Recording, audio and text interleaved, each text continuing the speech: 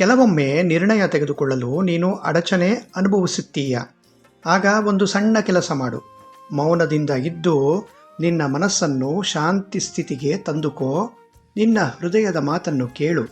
ಅದು ನಿನ್ನ ಪ್ರಜ್ಞಾಶಕ್ತಿ. ಅದು ಯಾವಾಗಲೂ ನಿನಗೆ ಸರಿಯಾದ ದಾರಿಯನ್ನೇ ತೋರಿಸುತ್ತದೆ.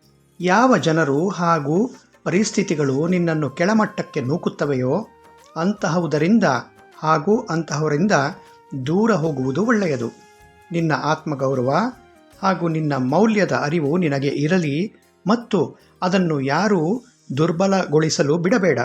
ನೆನಪಿರಲಿ, ಇಲ್ಲಿಯ ತನಕ ನಿನ್ನನ್ನು ಕತ್ತಲೆಯ ಕಾರ್ಮೋಡಗಳ ದಾರಿಯಲ್ಲೇ ನಡೆಸಿದ್ದೇನೆ. ಹಾಗಾಗಿ ಇವತ್ತಿನ ಪರಿಸ್ಥಿತಿಯೂ ಸಹ ಕಳೆದು ಹೋಗುತ್ತದೆ. ನಾನು ಯಾವಾಗಲೂ ನಿನ್ನ ಪಕ್ಕದಲ್ಲೇ ಇರುತ್ತೇನೆ. ಇದನ್ನು ತಿಳಿದುಕೋ ಮತ್ತು ನಂಬು. ಆದರೆ ನಿನಗಾಗಿ ಕೊಟ್ಟ ಪಾಠಗಳನ್ನು ನೀನು ಕಲಿಯಲೇಬೇಕು ಮತ್ತು ಅದಕ್ಕೆ ತಕ್ಕಂತೆ ಕೆಲಸ ಕಾರ್ಯಗಳನ್ನು ಮಾಡಬೇಕು.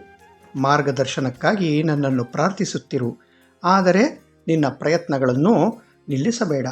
ನಾನು ನಿನ್ನನ್ನು ಶಿರಡಿಗೆ ಕರೆಸಿಕೊಳ್ಳುತ್ತೇನೆ. ಸಾಯಿ ಬೋಲತೆ ಹೈ